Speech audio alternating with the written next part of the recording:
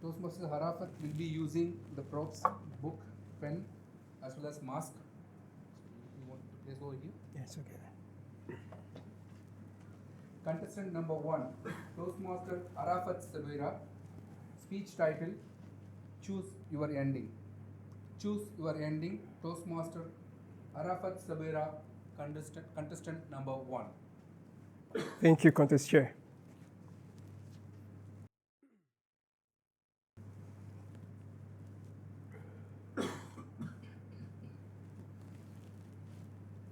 Who is holding the pen of your life? Is it you or it's your circumstances? Contest Chair, fellow Toastmasters and our dear guests, I want you all to imagine this. Imagine spending the rest of your life viewing your life as a novel someone else has already written for you. And your role is to just keep opening the next page, and then the next page, and then the next page, with no chance to edit it, and with no chance to control how it ends. Now, if there is anyone in this room who believes that your life has already been written and your circumstances have sealed your fate, I hope by the end of this speech, you'll go back home with a completely different mindset. Allow me to invite you to come along with me 11 months into the future. Are we there? And kindly, let me request you to visualize what your future holds. Now, if I may ask, what do you see? Do you see yourself smiling, surrounded by the life you built with courage? Or do you see yourself proudly standing at the top of the mountain you once feared but dared to climb? Let me tell you this.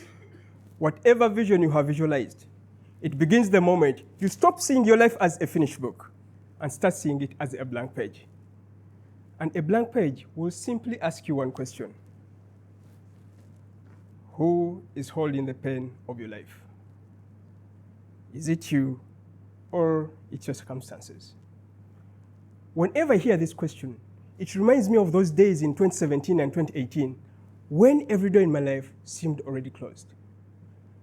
I didn't have a stable job to earn a living. Definitely, it was hard for me to pay my bills. And along this rough road filled with endless struggles, I came to a point where I was starting to believe that my ending had already been decided for me. Because even when I tried so hard to make things work out, the outcomes were far, far different from the effort. 2018 ended with nothing tangible to show. My hope and focus shifted to 2019 to be the year that was going to define my destiny, get a job, and take care of myself and my family. I began 2019 by making tons and tons of calls, sending tons and tons of emails, and attending a couple of interviews. I finished the first, the second and third quarter making calls, sending emails, and attending interviews. And as I was approaching towards the fourth quarter, guess what happened? COVID-19 showed up. And it messed up all the plans and ideas me and you had. You still remember? You still remember the mask identity crisis, where everyone looked familiar? Personally, COVID-19 used to prepare me for Zoom interviews in such a funny way. This is what happened. From up to the west, I used to wear a nice shirt, a nice tie, and a nice coat to look more professional and more confident. And from the west to down, I would be wearing my pajama. Not only that, I used to wear socks that didn't match. On the left, I would have white.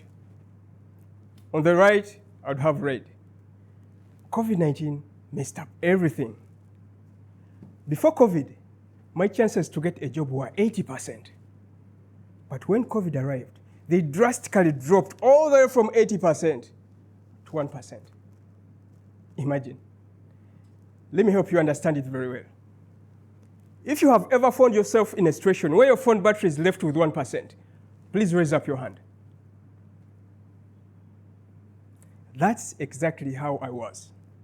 My hopes were almost shutting down. But I kept on believing and kept on pushing myself. And by the grace of God, I managed to get a job. After overcoming my struggles, I started to see people struggling, fighting battles that weren't identical to mine. And their pain felt familiar. I knew that my life couldn't solve their problems, but still I knew it could show them a way forward. Two new questions emerged. One, I asked myself, how am I going to turn my survival into significance?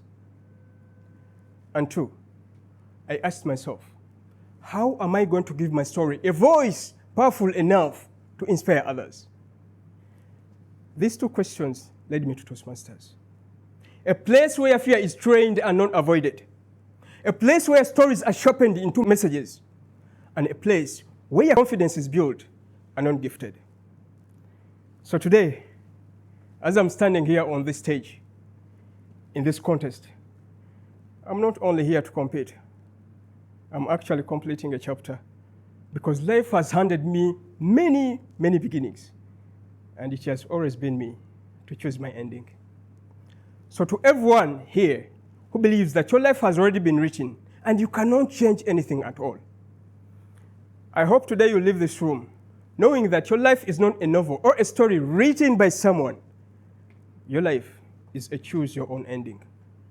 I hope today you'll go back home, grab a pen in one hand and a book in the other hand, and start turning your imaginations into ideas, and from ideas into action, just like how the man standing before you did.